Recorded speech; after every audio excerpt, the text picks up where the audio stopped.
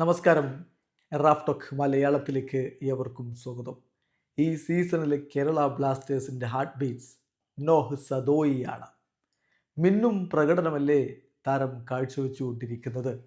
ഇന്നത്തെ മത്സരം വിജയിപ്പിക്കുന്നതിൽ നിർണായകമായ പങ്കാണ് അദ്ദേഹം വഹിച്ചത്. അവസാന നിമിഷത്തിൽ അദ്ദേഹത്തിൻ്റെ ആ ഗോൾ, ആ പന്ത് ഇങ്ങനെ ഒഡീഷയുടെ വലയിലേക്ക് ചാഞ്ഞിറങ്ങുന്ന കാഴ്ച എത്ര മനോഹരമായിട്ട് ഡിഫ്ലക്ഷൻ ഉണ്ട് സമ്മതിച്ചു. എന്നാൽ പോലും ആ ഘട്ടത്തിലെ ആ ഗോൾ അത് വേറെ ലെവൽ തന്നെയാണ്.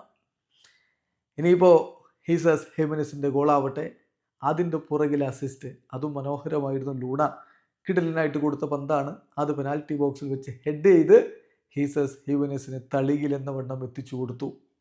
സോ നോഹ് സദോയി ഹൃദയം കൊണ്ട് പോരാടിയവനാണ്. ബ്ലാസ്റ്റേഴ്സിന് വേണ്ടി സർവ്വം സമർപ്പിച്ച് കളിക്കുന്നു. അതിൻ്റെ ഫലമാണ് ഇന്നത്തെ വിജയം. കണക്കുകളൊന്ന് നോക്കുക. ഈ കളിയിൽ നോഹ് സദോയി ഒരു ഗോളും ഒരു അസിസ്റ്റും സ്വന്തമാക്കി. ആകെ അദ്ദേഹം ഉതിർത്തത് 10 ഷോട്ടുകൾ, അതിൽ 3 ഓൺ ടാർഗറ്റ്. 14 ടച്ചസ് ആണ് ഓപ്പോസിഷൻ ബോക്സിൽ അദ്ദേഹം നടത്തിയിരിക്കുന്നത്. ഈ സീസണിൽ ഇപ്പോൾ ISL മൊത്തം കണക്കെടുത്താലും ഏറ്റവും അധികം ടച്ചുകൾ ഓപ്പോസിറ്റ് ടീമിൻ്റെ ബോക്സിൽ എടുക്കുന്നവരുടെ കൂട്ടത്തിൽ തലപ്പത്തുണ്ട് നോഹ് സദോയി. കഴിഞ്ഞില്ല, ഈ മത്സരത്തിൽ ഫൈനൽ തേർഡിൽ അദ്ദേഹം കൊടുത്തത് 18 പാസുകളാണ്.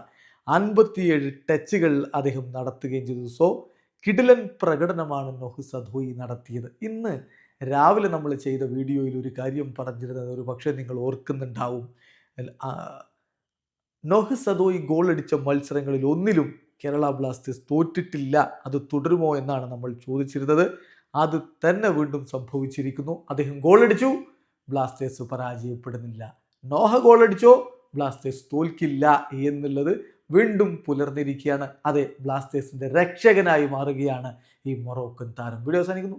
ഫുട്ബോൾ ലോകത്തെ വിശേഷങ്ങളുമായി റാഫ് ടോക്സ് എത്താം.